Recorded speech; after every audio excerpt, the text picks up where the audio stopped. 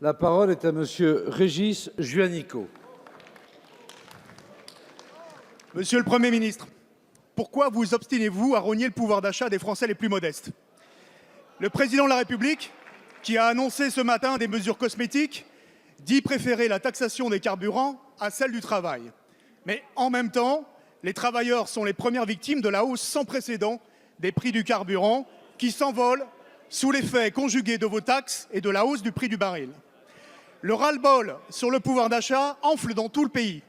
La grogne sociale fait le plein et un grand nombre de nos concitoyens s'apprêtent à manifester leur mécontentement. La seule chose qui n'est pas taxée avec vous, c'est la fortune.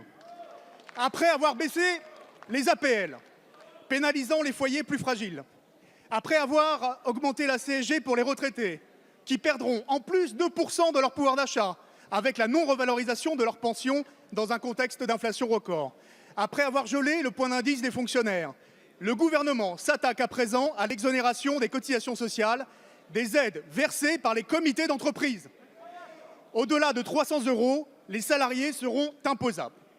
Ces aides permettent à 11 millions de salariés d'avoir accès aux vacances, à la culture, au séjour linguistique, à l'éducation pour leurs enfants, aux arbres de Noël, à la lecture, au cinéma et aux abonnements dans les salles de sport. Alors que la moitié des Français n'ont pas les moyens de partir en vacances, cette mesure frappera d'abord les salariés les plus démunis.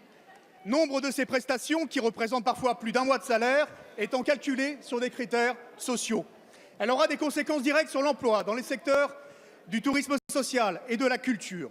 Monsieur Bruno Le Maire, vous nous répétez qu'avec vous, le travail paye.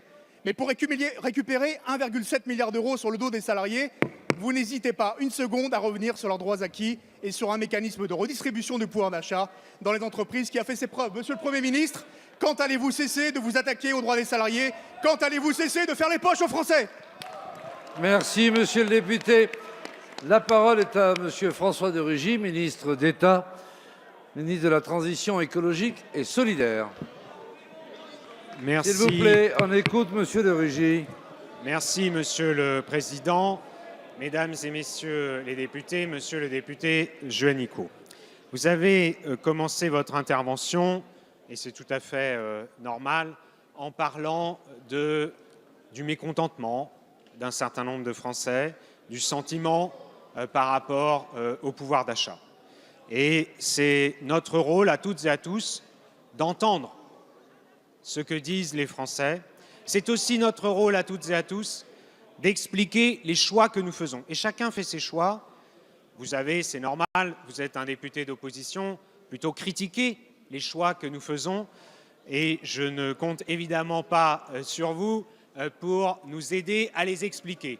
Mais nous, inlassablement, nous allons les expliquer.